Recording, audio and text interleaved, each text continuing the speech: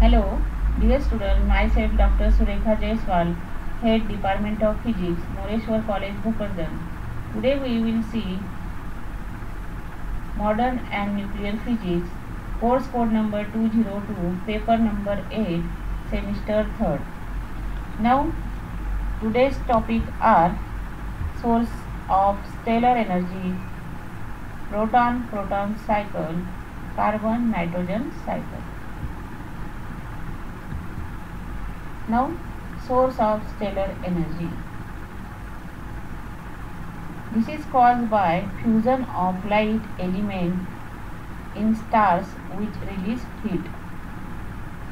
Stellar energy, the nuclear fusion between the light nuclei take place with a loss of mass resulting in the liberation of energy. The fusion processes are therefore exergic, but fusion processes are difficult to arise because of the repulsion between the positive nuclei. The temperature could be released very high. The repulsion might be overcome by the kinetic energy of the nuclei. Nuclear fusion can be taken by accelerating one or other nuclei so as to have sufficient kinetic energy to overcome the electromagnetic repulsion. Such processes occur only at high rate, only at high temperature of the order of million degree centigrade. It has been estimated that the sun is radiating energy at the rate of about 10 raised to 26 joules per second. Its age is 5 into 10 raised to 9 years. Now the question is what is the source of stellar energy? Actually, sun's matter mainly consists of hydrogen and helium, and the temperature at the center of the sun is about 3 into 10 raised to 7 degrees Celsius. Fusion reactions are therefore continuously taking place. Thus, the energy of the entire universe may be attributed to the fusion of hydrogen nuclei into helium nuclei. There are several different nuclear reactions that are important in stars.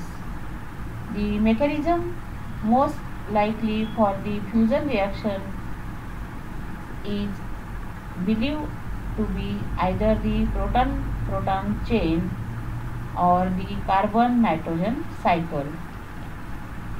Stellar energy is internal energy of a star, the energy radiated by the star.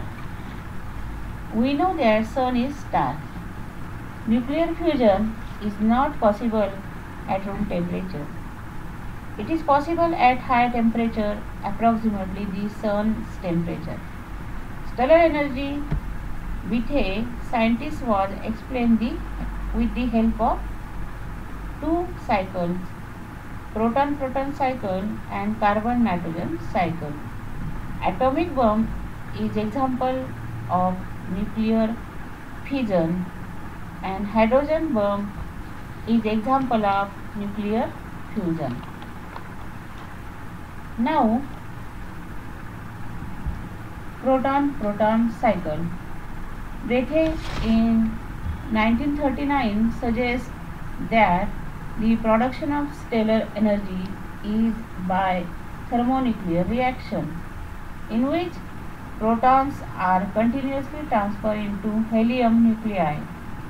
In proton-proton cycle, the first step involves the fusion of two protons to form a neutron nucleus, release a positron and energy.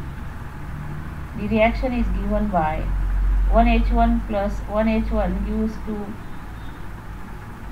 1S2, that is neutron, and having positron plus energy Q1, and the neutron then combines with another proton and forms helium 2He3, and the corresponding reaction is given below. 2s2 plus 1h1 gives to 1he3 plus gamma.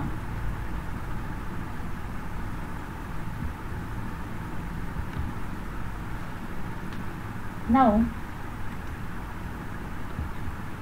the two helium 3 nuclei fuse to produce helium 2he4 nuclei, and the corresponding reaction is given below. That is 2he3 plus 2he3 gives 2he4 plus 1h1 plus energy Q2, and so that we have 4 times 1h1 gives 2he4 plus 2 plus 1 E0 plus energy Q, and the proton-proton cycle is shown in figure. Now see two hydrogen particles combined together. See 1h1 and 1h1 combined together, it will be given to the deuterium particle as well as emitted to the positron. See, that is 1h2, it will be given the 1h2, that is deuterium particle, and emitted to the positron. See here in figure.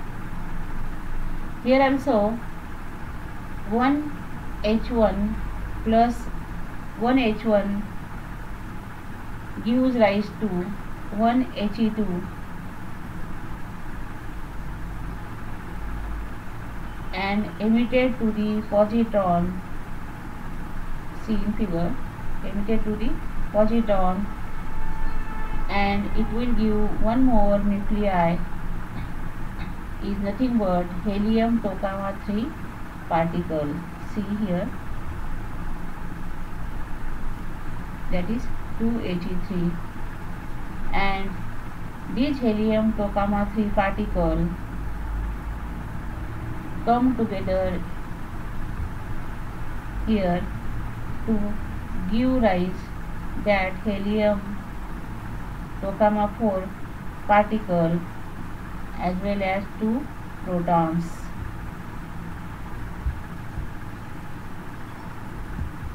Now see carbon nitrogen cycle. Now in this cycle, the synthesis of hydrogen nuclei with carbon acting as a nuclear catalyst takes place, and the carbon nuclei absorb the protons in succession and ultimately discharge a particle becoming carbon nuclei again, and the reaction are given below. The carbon should be attract the proton, should be continuously, finally it will emitted to the alpha particle again, it will be emitted to the carbon nuclei. Now see carbon at, see here in this reaction, carbon at atomic, carbon C at atomic number here 6 and atomic mass number 12 is attracted with the proton, that is 6C12 plus 1H1.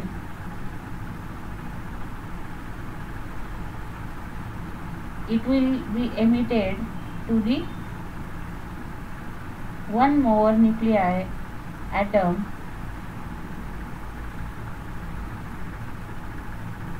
that is